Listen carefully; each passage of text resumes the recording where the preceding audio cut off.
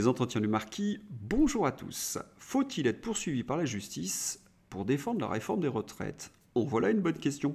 Avant d'y répondre, je voulais remercier, comme c'est la tradition sur cette chaîne, tous ceux qui me permettent de vivre de mon travail. C'est un travail quotidien de plusieurs heures. Aujourd'hui sont à l'honneur Patrick Bernin, Floa. Merci à vous. Et puis, vous êtes de plus en plus nombreux à m'écrire. Quand je me lève le matin, j'ai plus de 700 messages parfois. Alors, comme je ne peux pas répondre à tout le monde, je n'ai que 2 bras et il n'y a que 24 heures dans une journée, puis ça m'arrive quand même de dormir, eh bien, je vous remercie de vive voix. Comme je vous l'ai dit hier, c'est un travail collectif, c'est ensemble que nous arriverons à bousculer ce pouvoir inique, et puis c'est ensemble que nous ferons reculer la presse aux ordres. Le 2 février 1943, les Soviétiques emportaient la bataille de Stalingrad. Autrement dit, nous sommes en train de commémorer cet événement et François Asselineau, par ailleurs, a rappelé quelque chose de très important. C'est que De Gaulle se rendit une première fois en 1944, il y retourna en 1966. Il a qualifié d'ailleurs la ville de symbole de nos victoires communes sur l'ennemi. Il souligna que l'URSS avait joué le rôle le plus important dans la libération, non pas de la Russie, mais de la France. Une petite erreur de François Asselineau. Voilà qu'il a corrigé en dessous de son tweet. Oui, c'est le sacrifice des Russes qui nous ont permis d'être libres. C'est quand même quelque chose qu'il faut rappeler. Et puis, il ne faut pas oublier que les Russes ont énormément souffert. Stalingrad, c'est pas seulement une sorte de Verdun à la soviétique, c'est la souffrance de tout un peuple. De nombreux civils sont morts lors de la bataille. Pour avoir une idée de ce qui s'est passé, je ne vais pas vous diriger vers des livres d'histoire, mais vers un roman, si vous aimez les livres, parce que là, c'est du pavé, il y a 2 tomes.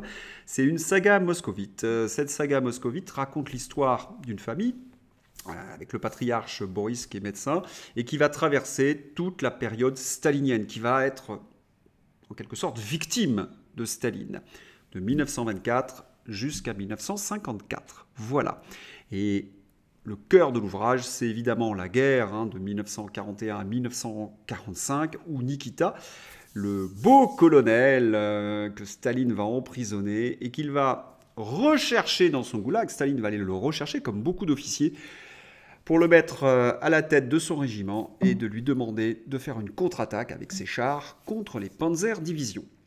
C'est évidemment du roman, mais l'histoire a été, hélas, a été celle-là. Beaucoup d'officiers ont été emprisonnés au goulag, et quand Staline a eu besoin d'eux, alors qu'ils étaient mourants, pesant parfois 40 kilos alors qu'ils en faisaient 100, eh bien on leur a dit « Allez, maintenant, il faut contre-attaquer ». Et ils l'ont fait. Voilà, donc une très belle histoire. Si vous aimez lire, n'hésitez pas à acheter la saga moscovite.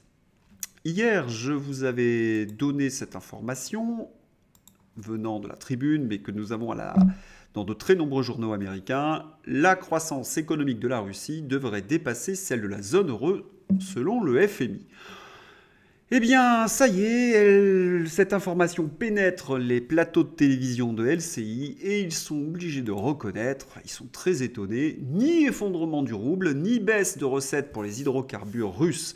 Les délires des Européens sous l'Est américaine n'ont eu qu'un effet, explosion des prix de l'énergie en Europe et pénalisation de notre économie. Chapeau les petits génies, et je pense qu'on a une pensée émue pour Bruno Le Maire, celui qui voulait mettre à genoux l'économie russe. Eh bien, qu'est-ce que l'on constate? Que cela dynamise cette économie et que nous sommes en train de tomber.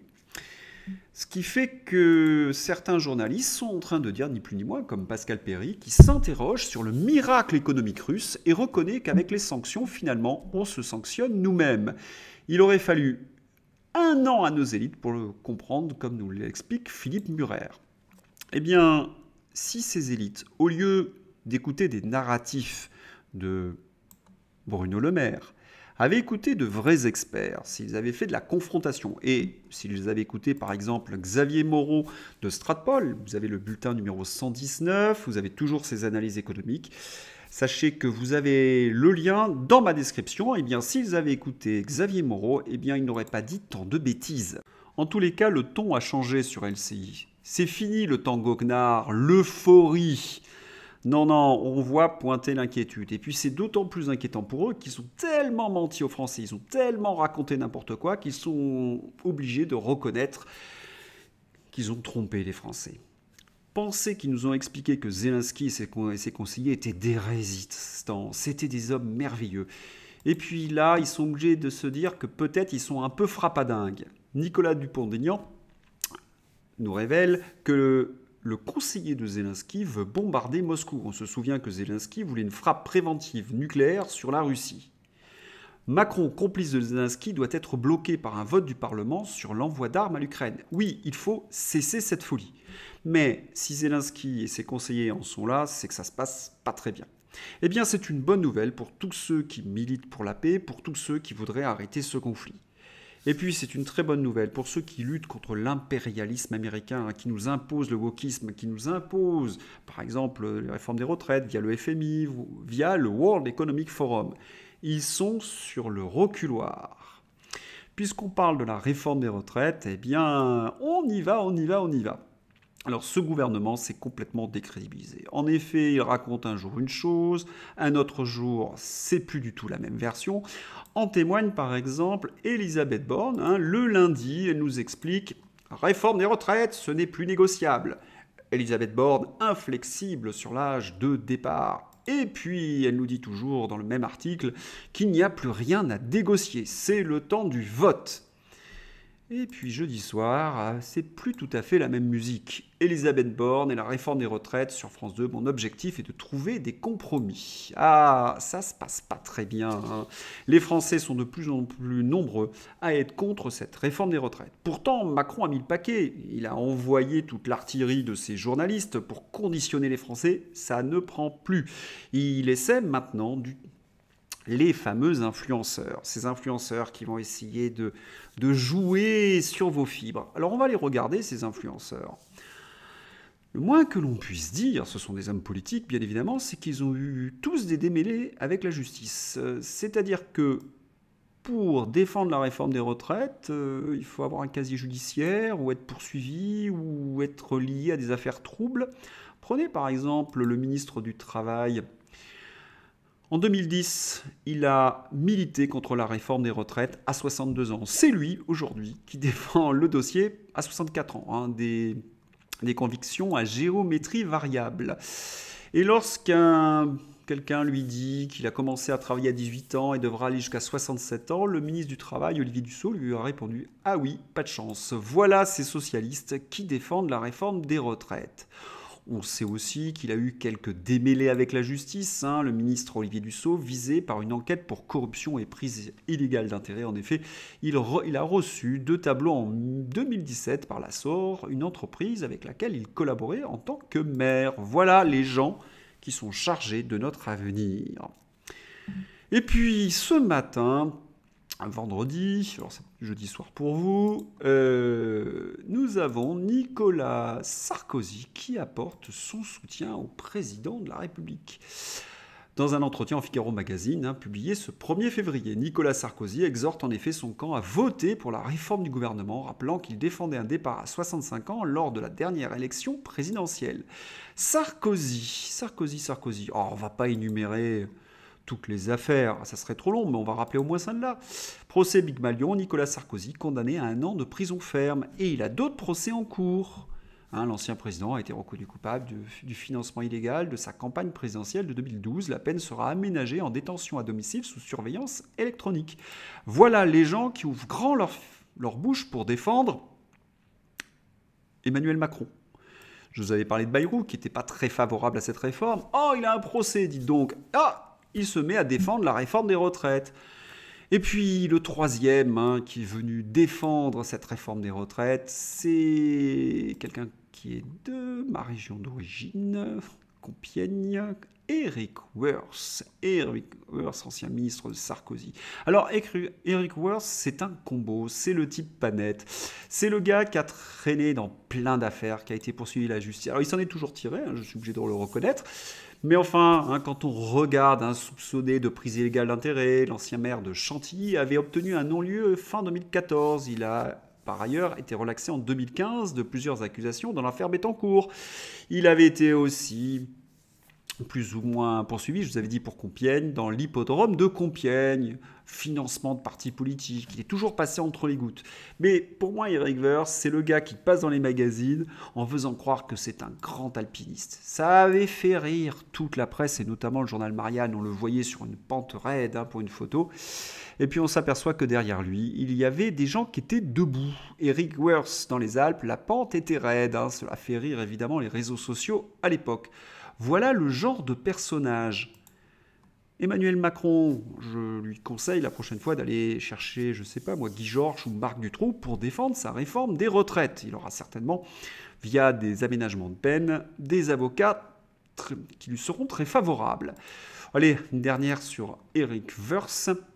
Vous avez quelqu'un qui l'interpelle, vous voyez ce monsieur qu'on voit de dos, qui est debout, interpelle Eric Verse. Eh bien, Eric Verse, voyez comme il s'adresse aux Français. Eh, oh, qu'est-ce que vous dites là, la grande gueule? Mais ce monsieur est en plus sans manière, grossier, grande gueule à un citoyen qui est inquiet pour sa retraite. Mais vous imaginez ces gens qui nous gouvernent et qui vont défendre Emmanuel Macron. Bon, la liste était évidemment pas close, il y avait encore davantage de gens, mais voilà. Je pense que le tableau est clair et que tout le monde a compris. Et puis, sur le front de la politique sanitaire, il y a une très grande inquiétude de la part des covidistes. En effet, certains rats quittent le navire. Nous voyons certaines personnes qui avaient défendu les politiques sanitaires qui s'épanchent dans les journaux en expliquant « Nous nous sommes trompés sur tout ». Ça, c'est véritablement très important. Si les rats quittent le navire, c'est que les autres n'en ont plus pour très longtemps. Et puis, je vous ai souvent dit que j'attendais les bonnes nouvelles. Et notamment, on va regarder le tweet de Chabrière, on va essayer de comprendre. Sonic, c'est quelqu'un qui harcelait professeur Raoult. Regardez ce que nous lisons. Qui balance les commanditaires du cyberharcèlement. Cela remonte aux politiques, journalistes, fonctionnaires. Pour le moment, les avocats gardent les infos. Gros scandale à venir. Les frustrés ont toujours besoin de parler et de se vanter. On va faire Péronne puis Chabrière. Vous voyez, on va faire Péronne. On a affaire à des voyous. Il n'y a pas autre chose.